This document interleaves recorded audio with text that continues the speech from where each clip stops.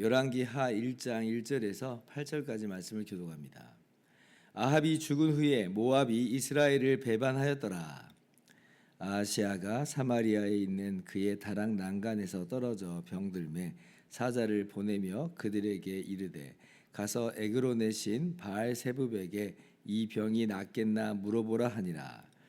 여호와의 사자가 디셉 사람 엘리야에게 이르되 너는 일어나 올라가서 사마리아 왕의 사자를 만나 그에게 이르기를 이스라엘에 하나님이 없어서 너희가 에그론의 신 바알세붑에게 물으러 가느냐. 그러므로 여호와의 말씀이 내가 올라간 침상에서 내려오지 못할지라 내가 반드시 죽으리라 하셨다 하라. 엘리야가 이에 가니라. 사자들이 왕에게 돌아오니 왕이 그들에게 이르되 너희는 어찌하여 돌아왔느냐 하니 그들이 말하되 한 사람이 올라와서 우리를 만나 이르되 너희는 너희를 보낸 왕에게로 돌아가서 그에게 고하기를 여호와의 말씀이 이스라엘에 하나님이 없어서 내가 에그론의 신 바알세붑에게 물으려고 보내느냐. 그러므로 내가 올라간 침상에서 내려오지 못할지라 내가 반드시 죽으리라 하셨다 하라 하더이다. 왕이 그들에게 이르되 올라와서 너희를 만나 이 말을 너희에게 한 그 사람은 어떤 사람이더냐. 그들이 그에게 대답하되 그는 털이 많은 사람인데 허리에 가죽띠를 띠었더이다 하니 왕이 이르되 그는 디셉 사람 엘리야로다. 아멘. 할렐루야. 하나님의 크신 은혜와 평강이 오늘도 변함없이 여러분 가운데 가득 넘치기를 주님의 이름으로 축원합니다. 우리가 오래간만에 다시 열왕기 말씀으로 돌아왔습니다. 지난번에 우리가 열왕기 상 말씀을 함께 나눴는데 오늘부터는 열왕기 하 말씀을 함께 나누도록 하겠습니다. 1절 말씀은 지금 우리가 어디쯤 왔는가 하는 것을 우리에게 말씀해 주는데요. 아합이 죽은 후에 모압이 이스라엘을 배반하였더라. 이제 그러죠. 지금 아합이 죽은 직후의 이제 일이라는 거예요. 아합이 어떤 사람인지 아마 기억하실 겁니다. 북왕국 이스라엘에게 있어서 가장 이제 악한 그런 왕이었잖아요. 그 왕이 이제 아람과 싸울 때 전사를 하게 됩니다. 아합의 죄는 유명하죠. 금송아지를 이제 섬기는 이스라엘 왕들의 대대의 죄뿐만 아니라 거기에 바알 종교를 이제 들여다 놓고 그렇게 사람들로 하여금 바알을 섬기도록 했던 왕입니다. 그리고 이제 나봇을 죽이고 그의 포도원을 이제 빼앗기까지 했었던 것을 우리가 기억하죠. 그래서 하나님께서 이제 엘리야 선지자를 통해서 이제 아합과 또 아합뿐만 아니라 아합 왕조를 끝장내시겠다. 아합에게 속한 모든 자를 다 쓸어버리시겠다. 이제 그렇게 하나님께서 선포하셨습니다. 그리고 이제 아합의 아들인 아하시아가 왕이 된 거예요. 그리고 이제 엘리야 선지자는 여전히 아합 때뿐만 아니라 이 아하시아 때도 계속 활동을 하고 있는 중입니다. 그러니까 지금 나라가 좀 뒤숭숭한 상황이죠. 왜냐하면 왕이 전사했잖아요. 싸우러 나간 그 왕이 아합이 전사를 했으니까. 그리고 이때다 하고 봉신 국가였던 모압이 이제 독립을 해버립니다. 지금까지 이제 이스라엘에게 종속된 나라예요. 3장을 보면 조공을 바치는데 그 조공 품목이 나오거든요. 새끼 양털 10만 마리 그리고 양털 10만 마리 분량의 조공을 바쳤습니다. 그러니까 어마어마한 이 조공을 바쳤던 이 나라인데 지금 이제 이스라엘의 힘이 약해진 틈을 타서 독립을 해버린 거예요. 그럼 이제 이걸 수습을 해야 되는데 그 아하시아가 수습을 해야 될 왕이 오히려 설상가상으로 지금 다락에서 이제 난간에서 떨어져 병들죠. 추락한 것처럼 보입니다. 좀 심하게 다친 모양이에요. 그러니까 나라 안팎으로 이제 뒤숭숭한 거예요.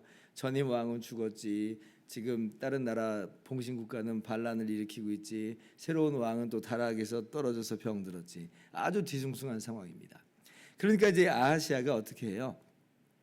2절에 보니까 에그론의 신 바알세붑에게 이 병이 낫겠나 이제 그렇게 사신들을 보내서 물읍니다.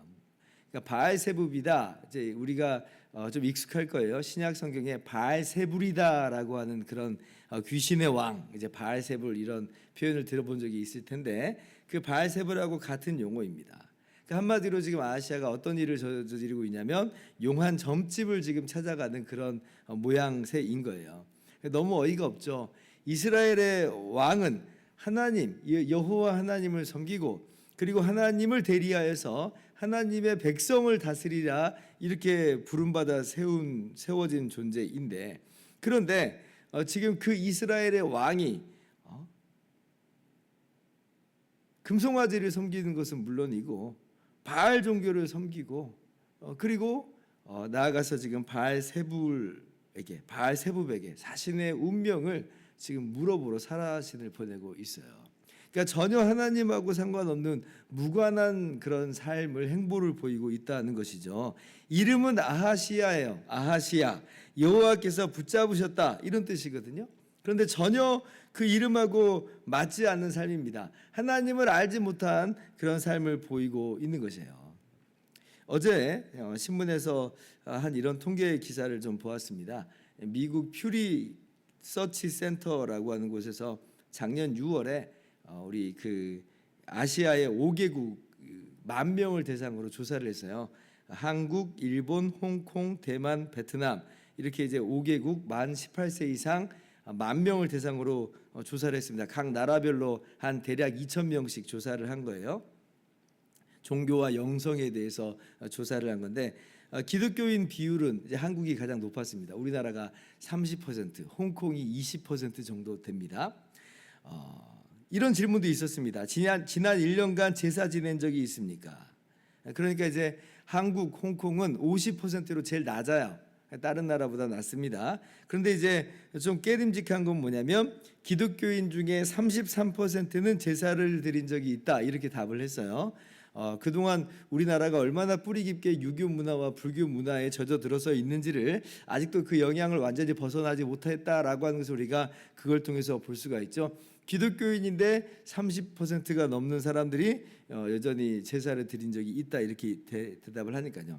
근데 그 중에서 가장 안타까운 그런 조사 내용은 뭐냐면 역시 한국의 이 기독교인 중에 30%가 지난 1년간 타로나 점을 본 적이 있다 이렇게 답을 했다는 거예요. 뭐 요즘 젊은 사람들 무슨 타로 카페, 사주 카페 이런 거 있으니까 다 포함해서 내린 수치인 것 같습니다. 아무튼 그래도 너무 심하잖아요. 너무 엄청난 충격적인 그런 비율이에요. 한국 기독교인의 30%가 타로와 점을 봤다. 물론 이제 국내 불교도들보다 나아요. 우리 국내 불교도들은 50%, 국내 무종교인은 40%가 점이나 타로를 봤다. 그런데 대만이나 홍콩이나 베트남의 기독교인들은 3%만 그랬다 이렇게 대답을 했습니다. 그러니까 다른 나라의 기독교인은 3%만 그런 적이 있다. 우리나라 기독교인은 30%가 그런 적이 있다. 뭐가 잘못된 걸까? 누가 잘못된 걸까? 우리나라 기독교인들이 문제를 보이고 있는 겁니다. 원래 3%도 말도 안 되는 이야기인데, 근데 그래도 뭐 기독교인이라고는 하지만 믿음이 그렇게 다 동일하진 않으니까 이런저런 사람이 있겠잖아요. 그런데 한국은 거의 3명 중에 1명이 그런 모습을 보인다라고 할 때 이건 굉장히 잘못됐다. 아직도 점이나 주술이나 어떤 사주와 운명에 매여 있는 것인가? 뭐 이렇게 정말 장난삼아 보는 거예요. 그러나 그 장난삼아 보는 거라 할지라도 하나님께서 그렇게 기륭화복을 점치는 것에 대해서 하나님 미워하시는 건 모르는가? 여전히 우리는 미래와 운명에 대해서 두려움이 있는 것 아닌가? 하나님이 우리의 삶을 붙잡고 있다는 걸 의심하고 있는가? 라고 하는 그런 물음들을 묻지 않을 수가 없는 거죠. 오늘 이 아시아와도 같이 문제가 터지니까 그걸 지금 어떻게 해결하고자 하는 마음으로 이리저리 우리가 분주하게 뛰어다니는 건 아닌가. 점집 찾아다니고. 그래서 하나님께서 오늘 엘리야 선지자를 통해서 아시아에게 이렇게 말씀하시잖아요. 이스라엘에게 하나님이 없어서 너가 바알세불에게 에그론의 신 바알세불에게 물으러 가느냐. 우리가 오늘 하나님의 책망을 좀 귀담아 들을 필요가 있습니다. 아시아는 원래 그런 사람이니까 뭐 그러려니 할 수가 있겠지만, 그러나 우리 기독교인들은 그러면 안 되잖아요. 그래서 하나님께서 아시아에게 이어서 말씀하시죠. 4절에 네가 내려오지 못하고 죽으리라 이렇게 말씀하세요. 그러니까 지금 아시아가 하나님께서 엘리야를 통해서 아합에게 하셨던 그 심판, 아합 가문인 아합 왕조를 쓸어버리겠다고 하는 하나님의 심판의 그 영향에서 지금 벗어날 수 없음을 지금 이야기를 하고 있는 거죠. 그러니까 이스라엘의 하나님이 없어서라고 하는 표현은 사실 어떤 걸 내포하고 있는 거겠어요? 아시아에게 그래도 한 번 더 기회 주는 거 아니겠습니까? 하나님께 나와 하나님께 회개하고 돌이키라고 하는 기회를 주는 거라고 할 수 있어요. 그런데 아시아는 이제 그런 상황이 아닌 거예요. 그런 이 사람이 아닌 거죠. 여전히 금송아지 찾고 바알 찾고 바알세불 찾고 나 하나님 없는 떠난 삶을 살겠다. 그러니 아합 가문에게 아합에게 내리는 그 심판을 아하시아는 피할 수가 없는 것입니다. 결국 아하시아는 2년 통치하고 죽어요. 그러니까 굉장히 짧게 통치하고 죽죠. 뭐 반역이 일어나는 것도 아니고 그냥 왕위에 올랐는데 2년 만에 병들어서 죽습니다.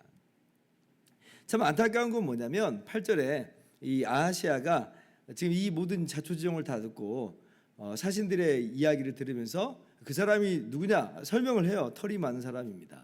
가죽띠를 띄었습니다. 그는 디셉 사람 엘리야로다.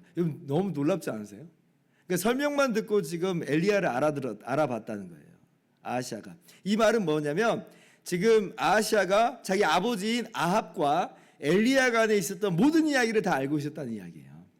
어쩌면 엘리야가 아합을 만난 그 현장 속에 어쩌면 아하시아도 같이 있었을지 모르겠습니다. 그러니까 지금 이 말만 듣고 어떻게 알아요, 사람이. 근데 이 말만 듣고 딱 알아차린 거 보면 아합과 엘리 사이에 있었던 모든 이야기를 다 알아요.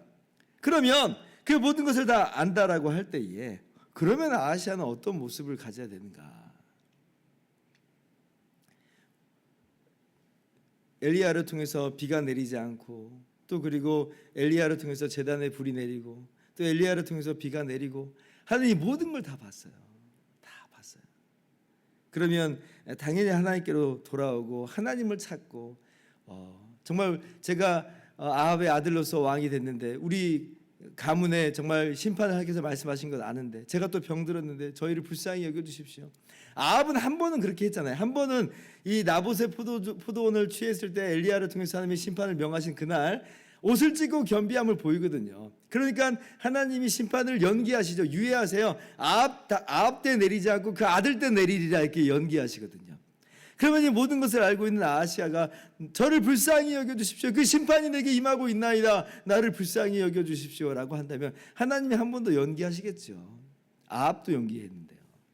그런데 유감스럽게 아하시아는 그런 모습을 갖지 못했다라고 하는 것이에요. 그래서 오늘 우리가 말씀 보면서 참 많은 좀 생각을 해야 될 것 같습니다. 먼저는 우리가 우리의 운명과 우리의 인생을 여전히 두려워하면서 우리가 이것을 해결하는 것처럼 동분서주하고 있는 것은 아닌가. 그럴 리는 없겠지만 우리 교인 중에 그럴 리 없겠지만 혹시나 우리가 점치고 사주보고 운명과 팔자에 매여 있는 것 아닌가. 그럼 빨리 벗어나야 돼. 회개하고 돌아와야죠.